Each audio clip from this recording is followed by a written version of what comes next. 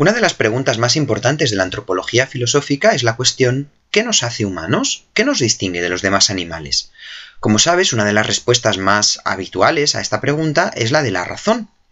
Muchos filósofos, como por ejemplo Aristóteles o también Kant, pensaban que los seres humanos se caracterizan por ser criaturas racionales, capaces de pensar.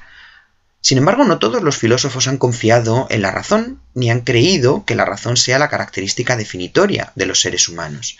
Esto es lo que tienen en común los llamados maestros de la sospecha, Marx, Nietzsche y Freud, que criticaron ese supuesto según el cual toda nuestra civilización es racional y el ser humano es una criatura que utiliza la razón, básicamente.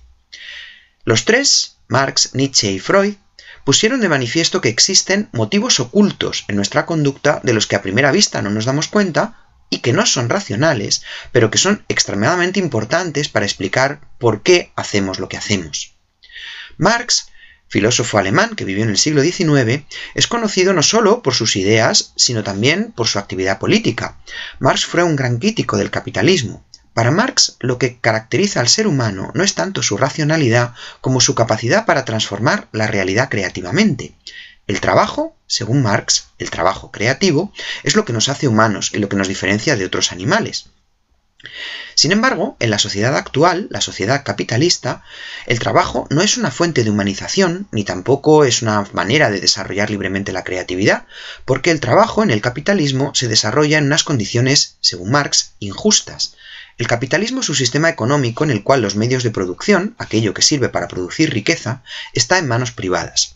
Los empresarios son los dueños de las fábricas y los obreros se ven obligados a trabajar en ellas a cambio de un salario. Sin embargo, el obrero no recibe como salario el importe total de la riqueza que él produce. Una parte se la queda el burgués, el empresario, el propietario de la fábrica, y de ahí proviene su beneficio. A esta diferencia Marx la llama la plusvalía, y cree que ese es el origen de la explotación y de la injusticia del sistema capitalista. Marx creía que la explotación del capitalismo estaba mantenida por una serie de visiones distorsionadas de la realidad, a las que él denominaba la ideología. La ideología son ideas falsas que, sin embargo, los actores se creen, y que además sirven para justificar el estado de cosas. Parte de la ideología, por ejemplo, en el capitalismo, sería lo que piensa un empresario cuando dice que efectivamente él se queda con los beneficios de la fábrica, pero porque él ha arriesgado su capital y lo ha puesto a invertirlo en una determinada producción, en un determinado sector productivo, y que los obreros también, si lo desean, pueden invertir y hacer una empresa.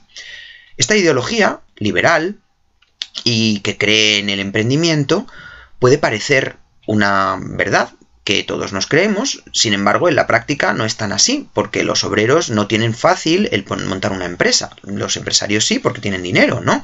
De manera que Marx creía que no era una visión real, sino que era una visión distorsionada, una visión ideológica. Piensa, por ejemplo, en la etapa feudal. En el feudalismo, la clase explotadora eran los señores feudales y la clase explotada eran los siervos.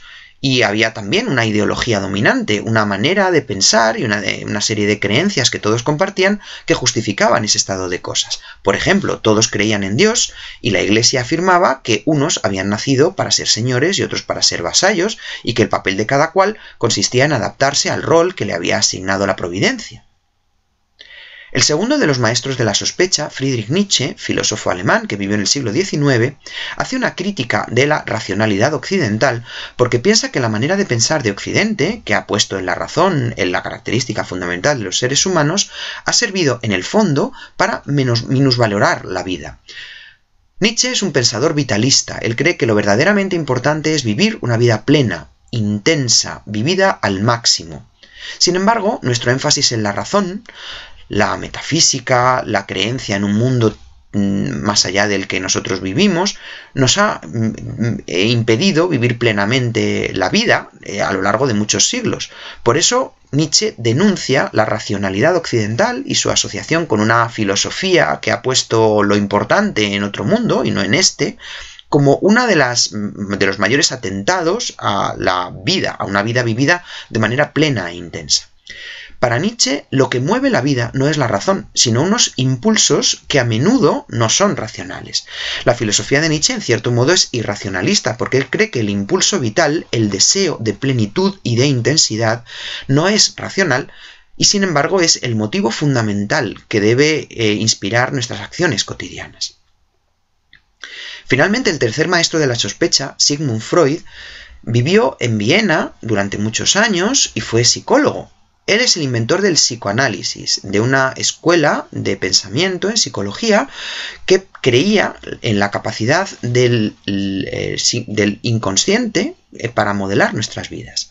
Freud cree que existe en nuestra mente una parte de la que no nos damos cuenta, pero que sin embargo tiene una gran influencia en lo que hacemos. Esta parte es el inconsciente. En el inconsciente hay deseos y anhelos secretos que reprimimos y que ni siquiera nos confesamos a nosotros mismos, que según Freud tienen en su mayor parte un origen sexual. Esta teoría le granjeó numerosas enemistades en la Viena de su tiempo. En el siglo XIX la sociedad austríaca era muy conservadora. Sin embargo, también tuvo una gran influencia y a partir de ahí surgieron una gran cantidad de corrientes en psicología que estudiaban el papel del inconsciente en nuestra vida.